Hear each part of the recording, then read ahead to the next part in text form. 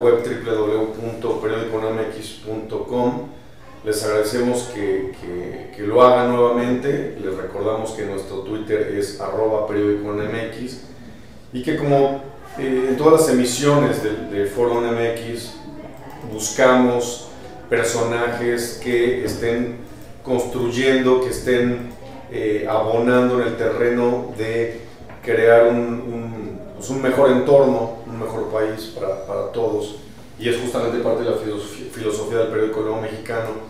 El día de hoy tenemos el gusto de recibir en nuestro estudio, aquí en el periódico, al señor Guillermo Vélez, quien es el padre de Guillermo Vélez Mendoza, quien falleció en el 2002, no lo digo yo, lo dicen los documentos, por digamos, lo culpaban de cargos que tienen que ver con el secuestro. Fue asesinado en manos de agentes federales, y esto fue en el 2002, y ahora, después de 10 años, pues las cosas están claras.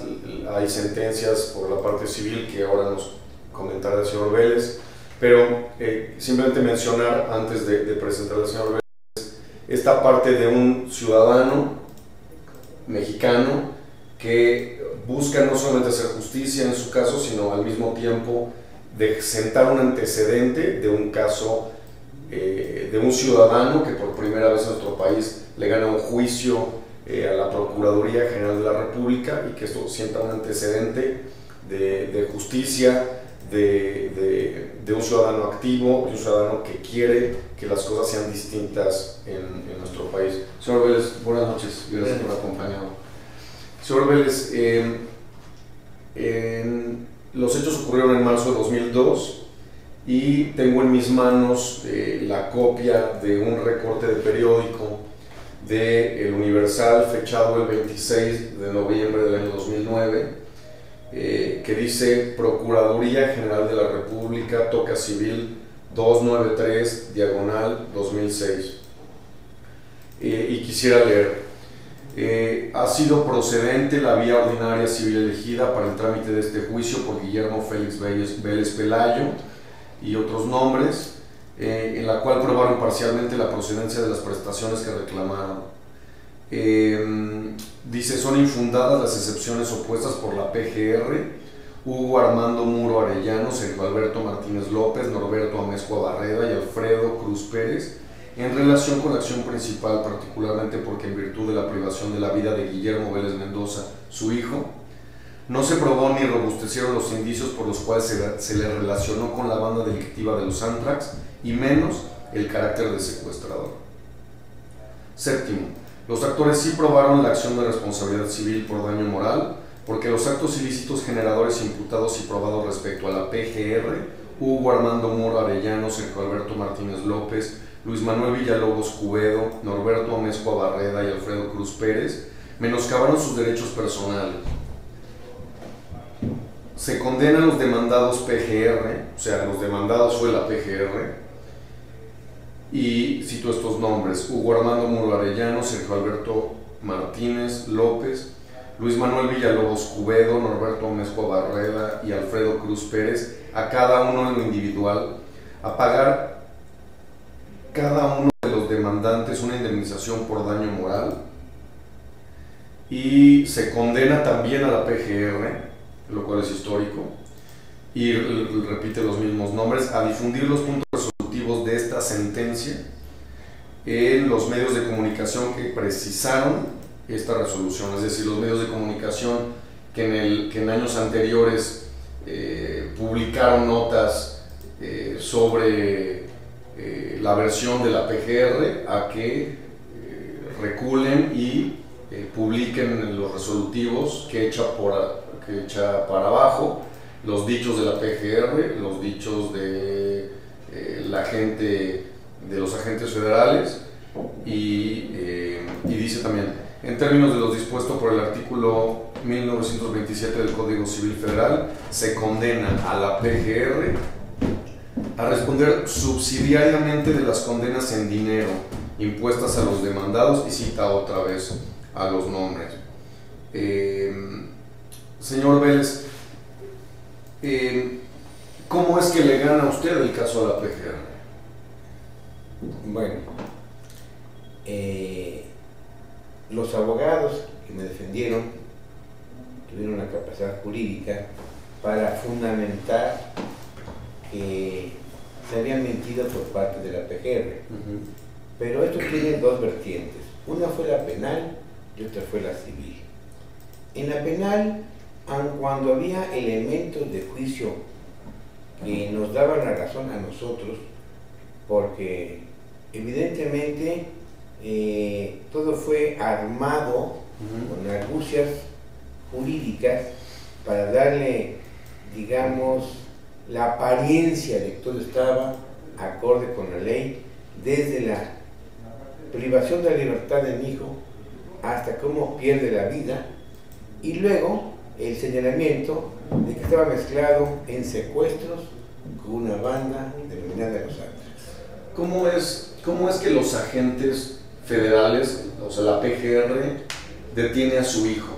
¿Cómo ocurre la detención? Digamos, hay un señalamiento, por alguna razón dicen vamos sobre él. ¿Cómo se da la aprehensión? Ese capítulo, esas escenas de la aprehensión. Eso es algo muy interesante porque a estas alturas crean incógnitas. El día 29 de marzo del 2002 ya estaba liberada la persona que se tenía secuestrada por parte de los miembros de la banda de Los Antrax.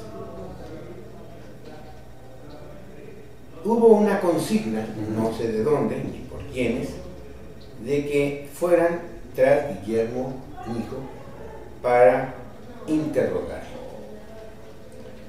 No había ningún orden de localización ni de presentación. ¿Ni de detención? Obviamente, puesto que no había flagrancia, no había nada. Él no estaba dentro del suceso ni cuando fue secuestrada, ni cuando estuvo, digamos, custodiada por parte de la banda de secuestradores. Pero hubo elementos que propiciaron que Guillermo fuera la víctima, un tanto para inmiscuirlo dentro del secuestro y hacerlo pasar como culpable.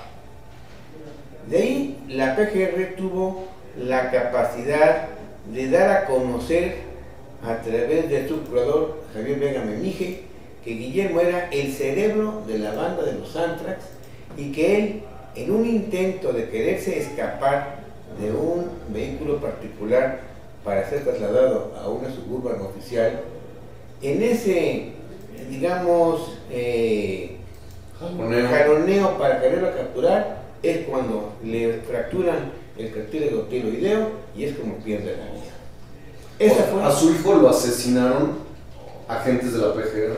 Así es. O sea, pero dan una versión un tanto cuanto sutil, un tanto cuanto artimañada, porque obviamente no tenemos testigos que hablen exacto del lugar donde llevaron los hechos según la PGR. Habiendo ahí tanta gente que circulaba a esas horas, 8 de la noche, se pudiera decir, en la avenida Talismán, en Gustavo Amadero, nadie fue testigo de decir, vimos cómo fue el operativo. Es decir, la versión de la PGR nunca se pudo sostener por la vía de testigos. Exactamente. Fue la versión de ellos. Obviamente que se argumentó siempre que eso fue lo que causó su muerte, la fractura del cartílago tiroideo, pero las declaraciones de los agentes siempre fueron contradictorias, pero por parte nuestra no podemos probarlo porque no teníamos los elementos para hacerlo. Hasta que posteriormente, después de que entramos por la vía civil, se pudo obtener el peritaje que hizo la Procuraduría General del Estado de México, donde señala que son contradictorias las declaraciones, que obviamente no fue la versión verdadera la que dieron los agentes, que no murió en el forcejeo, sino que después de haber sido torturado, se le privó la vida. Eso fue lo importante. O sea, no fue en el momento que ellos dijeron. Los peritajes de la PGR que usted investigó por otras vías, ¿A qué instancias recurrió para investigar, digamos, o para rehacer la investigación, sobre todo esa parte del peritaje que me comentaba hace un momento, que recurrió a la parte de la Procuraduría del DF, del Estado de México, a peritos de la UNAM? ¿Nos podría contar sobre eso? Claro. Primero hay que tener en cuenta que uno como ciudadano está ajeno a toda esta mecánica, tanto jurídica como pericial. Cuando se me llama a la PGR, en López 12, se me señala que es en espera de ser interrogado mi hijo dentro de una camioneta suburban, él pierde el conocimiento, se va de lado y fallece. Y que 2 litros de sangre le corrieron por la nariz, según testigos. Y eso me lo señala el Ministerio Público Federal, Braulio Robles Zúñiga. Entonces me quedo atónito y me dicen: declara usted, so pena de ser castigado, de que diga la verdad si tenía algún problema cardíaco o algún problema diabético que le haya provocado la muerte, porque realmente para nosotros fue una sorpresa. Para mí fue una sorpresa. ¿Cómo que está muerto? Si hace unas horas estaba con vida. Claro está que ocultaron los hechos definitivamente y suponían que yo no tomaría cartas en el asunto para investigar más a fondo qué había pasado. Que no es una práctica recurrente de los ciudadanos. Claro, porque claro, cuando pasan estas cosas, primero falta el apoyo inmediato de gente que sea capaz para asesorarlo a uno. Claro, cuando me doy cuenta del suceso, pido ayuda a mis amigos abogados, pido ayuda a mis amigos doctores, previendo problemas con mi esposa que estaba diabética, y a su vez que viera el cuerpo ya que estuviera en la funeraria. Entonces, ya estando en la funeraria, me dice el doctor: este muchacho está totalmente torturado. ¿Qué doctor? ¿Un doctor? Un doctor, bueno, ya está señalado, el doctor Rivera. Me dice: oye, esto no es normal, algo pasó, investiga qué fue lo que pasó, pido otro peritaje. Entonces suspendí el funeral y pedí un peritaje a la Procuraduría del Distrito Federal. No querían porque era Semana Santa, pero lo exigí porque era necesario, y cuando van los peritos a ver el cuerpo, se dan cuenta que mostraba muestras no de riña, sino que de tortura. Sí. Evidentemente están las fotografías, no hay vuelta de hoja. Bueno, entonces eso da pie a que me pongan por escrito, y eso cambia la versión que me han dado en López 12 por parte del Ministerio Público Federal. No fueron nada más 2 hilitos. Y después de estar investigando más a fondo el asunto, voy descubriendo fotografías donde, estando ya en una suburban color blanca, estaba mi hijo bañado su cara de sangre por los golpes que había recibido. No fueron los tales hilitos de sangre que corrían por la nariz. O sea que todo fue mentira tras mentira tras mentira. Y bueno, para no poder alargar más la entrevista, existe un cúmulo de informes que, digamos, afirman cómo fueron los hechos. O sea, pedí peritajes, tanto de coadyuvancia, de alto nivel, entre otros el doctor Jesús Miranda Sánchez, catedrático de la UNAM, que es histopatólogo forense, que dio su punto de vista después de haber visto el cuerpo al ser exhumado. Tuve peritajes de otros. ¿Estado de México? No, ese es un doctor de la UNAM. Sí, pero también tuvo de Estado de México. Ese fue también dentro de la exhumación, pero dentro de los mismos reportes forenses del CEMEFO, se ve que hubo ahí ocultamiento de hechos importantes. Claro que lo señala posteriormente la Comisión de Derechos Humanos del DF, donde dice que el cronotanato diagnóstico fue un tanto manipulado para encubrir los agentes. No se señala ni el momento, o sea, el lugar y la hora en que él murió. Borraron todos los vestigios. La camioneta donde fue trasladado, una Suburban verde, fue mandada a lavar y se hicieron solamente pruebas en el carro particular que fue a recoger a mi hijo a la casa de un servidor cuando fue con el comandante encubierto de querer ser el comprador del equipo para el gimnasio. Siento que todo esto es una serie de maniobras en donde a veces la gente se queda admirada de cómo es posible que se pueda armar esto. Cuando uno revisa los periódicos con las declaraciones dadas por las autoridades, por los medios de comunicación de la PGR, cuando se ven las declaraciones de los mismos funcionarios de la PGR, que son varios, que dan su punto de vista con una certeza de que tienen la razón, que quien lo ve en los medios les da la razón. Ese fue el problema. Mucha gente me dijo, pero ¿cómo estás en contra de la PGR si la PGR está afirmando que tiene pruebas y que señala que tu hijo es culpable? ¿Cómo te pones en contra de ella? Y además me dijeron por parte de la PGR, tenemos peritos de primera línea que afirman lo contrario que usted dice. ¿Cómo se atreve usted a decir que fue torturado? Fue una simple riña donde realmente pues perdió la vida. ¿Nunca recibió amenazas de la PGR o de los funcionarios federales por estarles, pues empezó a convertir usted en la pelota del zapato del sistema? Bueno, directo no. Me llegó una amenaza anónima a la casa de mis padres, misma que después la di a conocer a la Procuraduría con todos los elementos jurídicos de apoyo, donde realmente primero no lo quise hacer porque era una verdadera asquerosidad de cómo señalaban los hechos de cuando capturaron a mi hijo, cómo se mofaban cuando era torturado. Unas palabras realmente soeces que, bueno, los de la PGR dijeron, caray, no es posible que nosotros hayamos hecho esto, o gente de la PGR. Que mire, realmente, lo pongo a su investigación, indaguen quién pudo haber sido, porque maneja elementos que solamente ellos conocían, por un decir. Esto fue el anónimo a los 3-4 días de los hechos.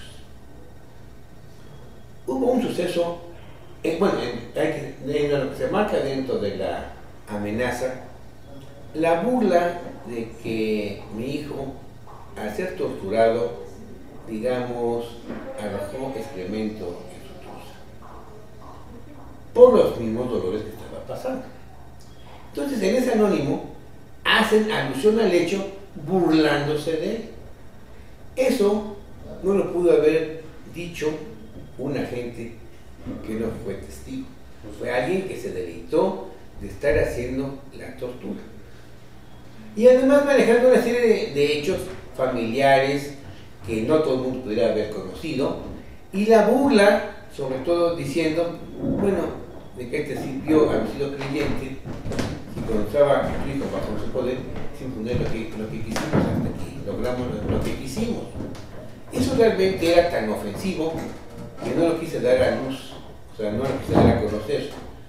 Pero ya dando, digamos, revisión a los hechos, lo tuve que hacer que quedara constancia, que siempre me ha como quien dijera, me cerraron, o le paras o te mueres. Pero desde aquel entonces comprendí que el denunciar la injusticia siempre provoca el que haya desquite. Comprendí que corría el peligro de cualquier forma, de las que hay tantas, que me puedan disque asaltar, disque provocar un pleito, desde un tiro anónimo. Hay tantas formas. O sea que la forma es lo de menos. Pero comprendí que eso había que correrlo, porque en primera, cuando vi los peritajes de cómo fue torturado, solamente una gente que no tenga sentido común diría, no, esto no fue tortura. Para reducir, digamos, el punto, salió fotografiado el pene de mí. Totalmente, las fotografías que señalan que es algo deforme. Sí. La PGR dijo que había sido fauna cadavérica. Pero cuando hace el peritaje en todo México, señala claramente que no fue fauna cadavérica, lo señaló la PGR, que habían sido lesiones de algún tipo que de momento no podía señalar. Lesiones. Entonces, claro, se fue viendo que fueron cosas no propias de una riña. Fueron golpes dados, se dice que él fue sujeto posiblemente a una silla por las lesiones que tiene en los antebrazos. Fue sujeto y entonces así fue torturado, posiblemente con toques eléctricos, posiblemente se trató de poner la bolsa de plástico para la asfixia, y ya cuando él perdió el conocimiento, hasta entonces le causan la fractura en el cartílago tiroideo, y no fue como dijeron los agentes cuando trataron de pasarlo del carro particular a la Suburban. De haber sido así, hubiera muerto a los minutos y no había necesidad de haberlo golpeado más, simplemente hubiera quedado asfixiado y nada. Pero como fue totalmente golpeado y después fue asfixiado, obviamente que no coincide la acción de los agentes con los peritajes que precisamente salieron a reducir. Entonces, como se ve, todo eso, la indignación, la tristeza, porque claro, los sentimientos han quedado, digamos, un tanto lavados por las lágrimas, pero queda latente la pena porque la ausencia siempre sigue siendo vigente. En todos los momentos de la familia lo extrañamos, lo recordamos, porque fue entre ellos, sus hermanos, buen hermano, y entre mi esposa y un servidor fue un buen hijo, porque lo delató las cartas que me hizo, sobre todo una carta muy importante que también di a conocer, que me hizo, se puede decir que unos meses antes de morir. Pero fue tan profunda y tan sentida de lo que él expresaba de mí, que le dio pena dármela. Pero la escribió de noche, en un momento de sentimiento, expresando lo que él sentía por mí. Entonces con esa carta dije, no puedo dar la espalda. Me decían en la PGR, mire, ya no se meten tantos problemas, usted tiene 4 hijos que hay que atender, dedíquese a los autoridades y el que ya murió, pues ya denle santa sepultura y déjelo descansar en paz. Oye, espérese, no puedo permitir eso, porque eso sería... ¿Eso quién se lo decía? Me lo dejaron realmente allá en López II, o sea que ya le parara al asunto. Y también me hicieron ver en el juzgado 14º, porque me lo hizo ver el comandante Muro Arellano. Oiga, ¿de la PGR? El que fue el comandante que detuvo a mi hijo. Dijo, oiga, ya párenle, ¿no? Pues total, y ya cada quien para su casa y cada quien se dedique a atender a su familia, ya dejemos de andar yendo y viniendo a los juzgados. Total, usted pues sabrá entender pues que fue circunstancias lo que provocaron esto, pero pues ya párenle, ¿no? Dije, oye, espérese. Dije, me dijo, y usted pues si es persona creyente, pues ya perdonen. Entonces yo le dije, ¿perdonado estás? Pues que contigo no he buscado venganza, pero sí justicia. No murió mi perro, murió mi hijo primogénito, y tú fuiste parte de esta trama porque tú me mentiste. Si me has llegado con un orden de localización, yo acompaño a mi hijo para que él declare lo que tenga que declarar. Pero tú te ves con mentiras, con engaños, y de ahí se derivó todo lo que ha pasado. Sí. Entonces eso no lo puede pasar en alto. ¿Qué es de esta gente, de estos agentes federales? ¿Siguen en la PGR o tienen 10 años de que ocurrieron estos hechos? ¿Qué noticias tienen? Ese es el punto claro. El proceso de lo civil señala que deben ser notificados en sus domicilios. Y el hecho está que la PGR siempre los ha encubierto, porque me ha dado domicilios que ya no son los reales, son obsoletos. Entonces, mientras no se pueden hacer notificados en sus domicilios, no se puede cerrar el proceso. Entonces, realmente es la forma hábil de cómo demorar un juicio para que cualquier persona normal se enfade, desista y entonces deje en paz el asunto. O sea, es decir, el caso usted lo gana por la vía civil, pero se tiene que notificar los domicilios a los agentes de la PGR para que, digamos, el daño no se puede resarcir, simplemente ellos tienen que indemnizar, tienen que generar un pago, una retribución económica, lo cual no se ha hecho, ¿cierto? ¿Qué es esa parte? O sea, la sentencia fue dada de tal manera que se dijo, los culpables son los agentes, pero la institución debe responder por lo que hicieron los agentes. Entonces, notifíquese a los agentes para que responda la institución. Entonces, lo que hizo la institución fue, a través de su Dirección General de Recursos Humanos, dar domicilios falsos en primera instancia. Estamos esperando a la fecha que nos den para una segunda instancia los domicilios correctos. Esto es realmente, digamos, lacónico, porque la sentencia fue dada en 2006, se publica hasta el 2009 y este día es día en que no tenemos los domicilios exactos para que puedan ser notificados. 10 años después, la PGR no puede resolver los mismos, o sea, los domicilios. Porque en lo penal se logró por parte de ellos la no acción penal. Con eso se limpiaron las manos y pensaron que el asunto ya estaba concluido y esto ya estaría en el cesto de la basura, sino que archivo muerto. Señor Vélez, ¿cómo se siente usted a 10 años de distancia? Bueno, obviamente agotado, porque es un desgaste físico y económico muy grande. O sea, esto no es nada más de plática, es de un esfuerzo muy grande, porque ha habido una serie de circunstancias en las cuales me he visto envuelto, porque ahorita no tengo trabajo, para empezar, por estar dedicado a esto, una serie de gastos que se han llevado a cabo, obviamente los gastos fijos y además los gastos de movimiento jurídico, porque esto requiere movimiento jurídico, claro, requiere gastos. Entonces eso también genera un desgaste, o sea, lo que se pudiera lograr va a ser para pagar gastos, en buena parte.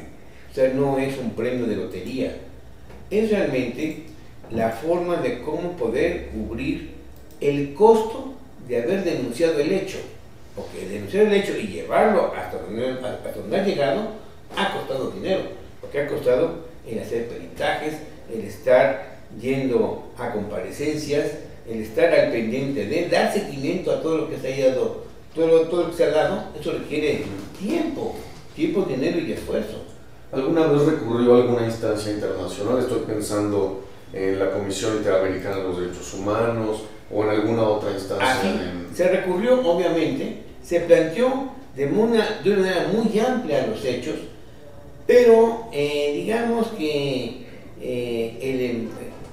personas del sector público, funcionarios públicos con sede en Washington, manipularon el asunto diciendo que ya no tenía caso que ella se metiera, puesto que en México todo ya estaba resuelto. Cuando usted dice funcionarios públicos con sede en Washington, ¿se refiere a funcionarios públicos mexicanos? Claro. ¿Se refiere entonces a gente de la embajada?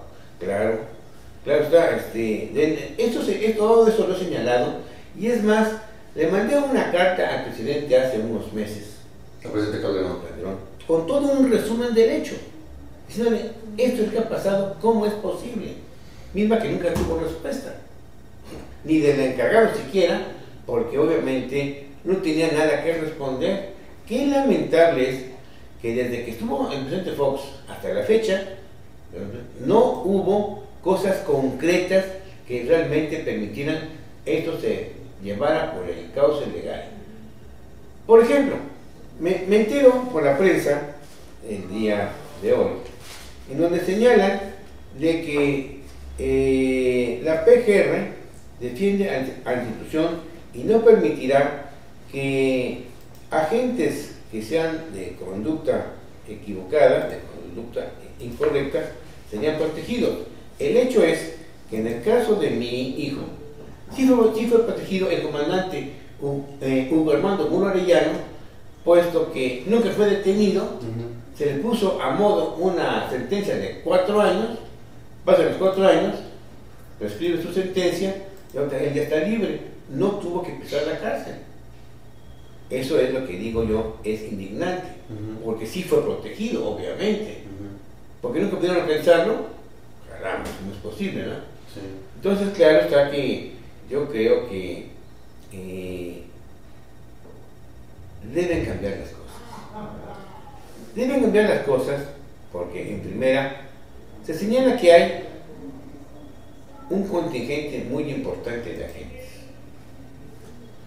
Quisiera pensar que no todos son de conducta incorrecta, pero la prensa señala lo que han hecho de equívoco agentes federales, tanto entre ellos mismos como en actos como el que se menciona ahora de Tres Marías, de Morelos, donde quisieron encubrirlos, hicieron un tanto manipulable el asunto, pero llegó un momento en que no fue posible ocultar el hecho de que no fue procedente la forma como actuaron. Esto fue en el 2002, es decir, en el sexenio del presidente Vicente Fox. Así es. Cuando el Procurador General de la República era Rafael Masado de la Concha. Así es. Y entonces, claro, aunque se mandaron una serie de informes señalando los hechos de manera contundente, digamos que no se logró justicia porque argumentaron ellos por su parte que no había habido tortura. Y entonces manejaron peritajes, para el modo de ver, no los correctos, no los verídicos, para dar el punto de vista que favoreciera a la PGR. Pero, por ejemplo, el doctor Jesús Miranda Sánchez comentó por escrito su punto de vista personal. Entonces decía, bueno, este muchacho recibió un golpe en la parte frontal de tal magnitud que le hizo una hematoma y señala la... ¿Es esta fotografía? Es, exactamente. Exactamente. Entonces dice, eso fue solamente posible tomado del cuello y estrellado contra la pared.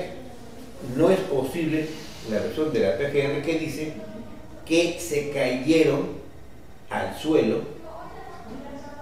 estando encima el comandante Muro Arellano y en la parte inferior, dijo Guillermo, y que fue un golpe en el suelo. Entonces dicen, es imposible un golpe en una caída bajo esa versión que reciba semejante golpe en la parte superior. Más aparte tienen una serie de golpes que no son propios de una arma. Los agentes federales, supongo, siguieron, después del 2002 de que ocurrió esto, siguieron trabajando cotidianamente en sus funciones. ¿O tienen noticias de que algo diferente ocurrió? Bueno, no tengo a mi alcance si están trabajando y no estuvieron trabajando. Obviamente, a donde fuimos a los domicilios que nos dio la PGR, se suponía que estaban trabajando. Pero cuando llegamos, nos dijeron, aquí ya no viven. Por cierto, en 2 casos salieron familiares. En uno de ellos, en Tampico, los papás. Y en el caso de los Mochis, unos parientes. Entonces dijeron, aquí vivieron, aquí ya no viven. ¿Dónde están? No sabemos. Entonces, obviamente, que suponemos que están trabajando, pero que la PGR no quiere dar esos domicilios. ¿Qué le dice a... Bueno, estamos en el fin del sexenio del presidente Calderón, inicia el sexenio de Enrique Peña Nieto este 1 de diciembre. ¿Qué le dice al presidente Peña Nieto y qué le dice al nuevo procurador? ¿Qué le dice a las autoridades actuales? Bueno, los mexicanos, los ciudadanos, ante todo lo que ha pasado en el país,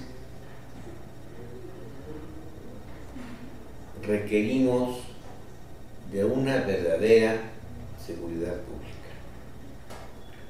Requerimos de que verdaderamente se lleven las cosas de acuerdo como lo marca la justicia, respeto a los derechos humanos, respeto a la integridad de la persona, porque no se vale el que se diga hemos hecho operaciones muy importantes en atacar tales bandas de secuestradores, y si se perdió la vida de un muchacho por ahí que confundimos con un secuestrador, es quitarle un pelo a un gato. Eso no tiene importancia. Lo importante es lo que ha tenido demasiado, digamos, repercusión pública.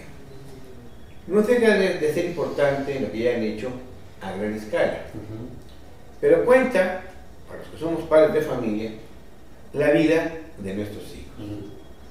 Se puede decir que ha habido casos de padres de familia que hemos reclamado con justicia el de que ha habido complicidad de la policía con los delincuentes. Eduardo Gallo, Sergio de Wallace, Fernando Martí, Javier Sicilia, Nelson Vargas, ahora Moreira. Moreira también reclama, mi hijo fue asesinado por el crimen organizado, con complicidad de la policía, reclamo que se haga justicia. Y cada quien reclama justicia, y cada quien tendrá su punto de vista, y es pues muy respetable, y en muchos casos las cosas quedan un tanto cuanto como que no bien definidas. En el caso de mi hijo, por ejemplo, puedo afirmar que no fueron bien definidas, que hubo siempre manipuleo y ocultamiento de cuál fue el motivo por el cual se generó todo esto. Es como una pesadilla. Entonces realmente la petición es, tanto para el nuevo procurador como para el nuevo presidente, Enrique Peña Nieto, que esperamos que verdaderamente contemos los ciudadanos con una policía judicial federal que se lleve a la práctica lo que tanto se dijo en un principio, un verdadero código ético donde las gentes que están trabajando en sus menesteres tengan un sentido, digamos, de responsabilidad en lo que hacen. En el caso de mi hijo, hubo versiones de los magistrados donde unos decían, tienen el poder para poder aplicar la fuerza que sea necesaria para poder detener a cualquier ciudadano que se oponga a ir a declarar. Entonces lo que hicieron los agentes estuvo muy bien, porque si él no quería ir a declarar, se le llevaba la fuerza para que declare. Obviamente, ni había orden, ni fue el modo como se hizo. Después se sembró, pero no fue el modo. Y además, por otro lado, también queda contundente que cuando no hay integridad moral, comienzan las mentiras, pero con una manera tan desfachatada que solamente la gente que no lee bien, no entiende las cosas, no capta la mentira que se está manipulando. Como por ejemplo, el subprocurador Gilberto Higareda hace una entrevista al jefe de la banda, Jaime Orozco Servín. Y Jaime Orozco Servín da una versión de los hechos, inverosímil, donde señala que mi hijo se encuentra casualmente con él comprando unos tenis en Tepito, y ahí comprando los tenis llegan a un acuerdo de cómo poder hacer un secuestro para que puedan ir a repartirse el botín, señalando que a mi hijo le interesaba que secuestraran a la que era su patrona, Marcela Islas González. Y bueno, ¿en qué cabeza cabe que eso se puede llevar a cabo con gentes desconocidas de antemano? No están dentro del ambiente uno del otro. O sea, mi hijo vivía por la colonia Estrella en la Gustavo Amadero, y los de la banda de Los Altos vivían en la colonia Agrícola Oriental. Totalmente rumbos diferentes, medios diferentes, culturas diferentes, educaciones diferentes. Señor Vélez, ¿usted cree que este sea un caso aislado o cree que sean recurrentes estas situaciones? Bueno, son recurrentes pero con diversas circunstancias. Lo malo está que como no se denuncia, o sea, cuántos padres han tenido problemas de este tipo, al ver lo que significa el querer reclamar, es enfrentarse al peligro, enfrentarse a los costos, porque aquí esto cuesta, no es gratis. Y además que es enfrentarse a un desgaste, porque a veces la autoridad, abusando del poder que tiene, manipula las cosas totalmente a favor de ellos. Entonces esto es realmente cuesta arriba. A mí me decían, ¿cómo pretendes ganar? Es más, cuando hubo la no acción penal, comprendí que todo estaba perdido, que ellos ya habían ganado. ¿Por qué? Porque no había nada más que hacer. Me dijo el juez, no hay nada más que hacer. Lamentablemente, cuánto lo siento.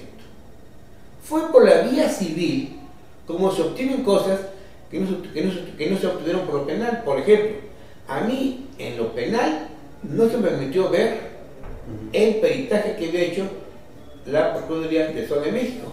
Es por la vía civil que lo pide la juez para poderlo tomar en cuenta dentro del mismo desarrollo de lo civil. Así me entero cuál fue el enfoque que presentó la doctora María de Lourdes Islas, realmente muy valiente, y que con el apoyo del procurador en aquel entonces de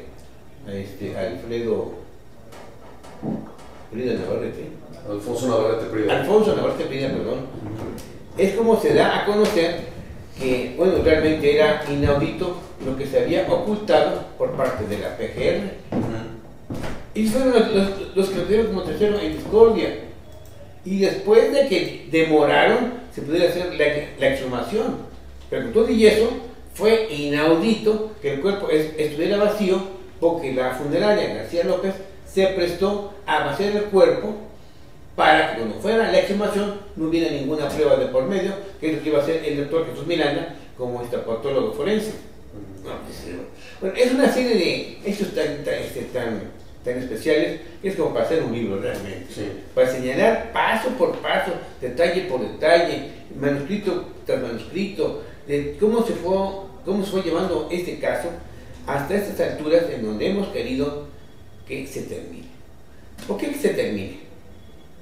Primero, porque ¿cómo es posible que tendrán 2 sexenios y no se hizo realmente lo que se tenía que haber hecho? ¿Cómo? Haber citado a los agentes para que comparecieran, ser notificados y cerrar el asunto. O sea, ahora dependemos de que el nuevo procurador tenga la actitud política de decir que comparezcan los agentes para que puedan ser notificados. En el caso, por ejemplo, de otros procuradores, después del proceso de la Concha, no quisieron dar a conocer la sentencia públicamente. ¿Qué procurador es el que da a conocer la sentencia? Arturo Chávez Chávez. En el 2009. Arturo Chávez Chávez es el que dijo, bueno, si hay una sentencia, no se puede, digamos, desconocer, no se puede pasar de largo. Está dada la sentencia, y la sentencia dice que se debe publicar la toca civil, pues publíquese. Y si dice que debe la PGR señalar que fue culpado, inocente, digamos, arbitrariamente, Guillermo Vélez, declararse que es inocente, y tan. Y así fue como se hizo. Lamentablemente, este procurador pues no duró mucho tiempo, pero yo creo que si se tiene una mayor conciencia de cómo tienen que hacerse las cosas, esto puede mejorar, porque obviamente que la ciudadanía siempre se ha mostrado desconfiada en que las cosas que se hacen en México sean bien hechas. Entonces, ojalá de que ahora sí, con otra edición de las cosas y con otra actitud, se logre realmente aplicar justicia. ¿Qué edad tenía su hijo cuando fue? Murió a los 33 años en un Viernes Santo. O sea que fue algo que dentro de ese enfoque, bueno, pues me impactó porque hay similitud con aspectos religiosos, pero este no es el punto a tratar ahorita. El hecho está que murió en plena juventud de una manera realmente inútil, estéril, porque le truncaron una vida que tenía por delante, y era mi mano derecha como hijo primogénito.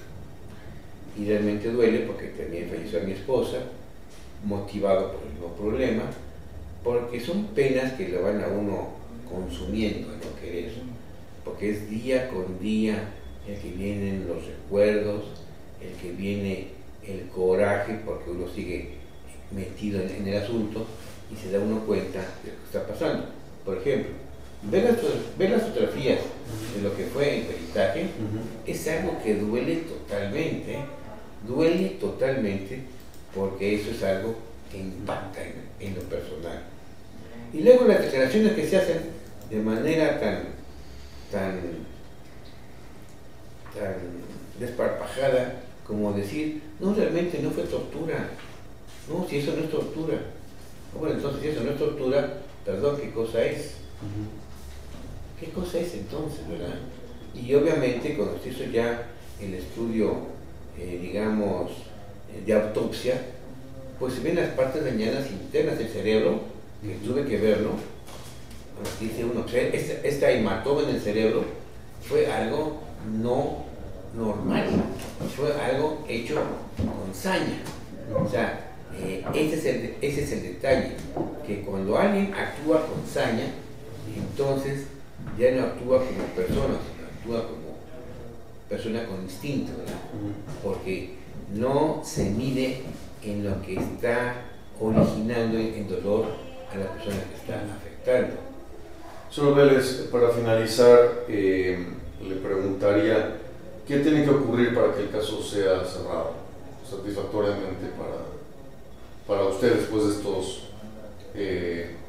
10 años? Bueno, me informan mis abogados que se solicitó a la PGR hace como unos 15 días, ya como última posibilidad, que por favor dieran los domicilios exactos de los agentes para que puedan ser notificados en sus domicilios. Que por favor se les dijera a los agentes que permanezcan en sus domicilios, que da la PGR, para que puedan ser notificados. Porque si resulta que me dan unos domicilios y cuando el juzgado señale la fecha para ser notificados que ya no viven ahí, es volver a empezar otros años más en volver a hacer el trámite de solicitar y que den los domicilios. La PGR lleva 10 años ocultando los domicilios de sus agentes. No tanto así, porque se puede decir que esto procede de lo civil, y lo civil parte de la toca civil del 2006. Y entonces a últimas fechas señala el juzgado, es necesario sean notificados los agentes en sus domicilios para que esto pueda cerrarse, ya que entonces la PGR asumiría la obligación de pagar por parte de los agentes. ¿Ya ha habido respuesta de la PGR? Los esperamos en una semana, 15 días.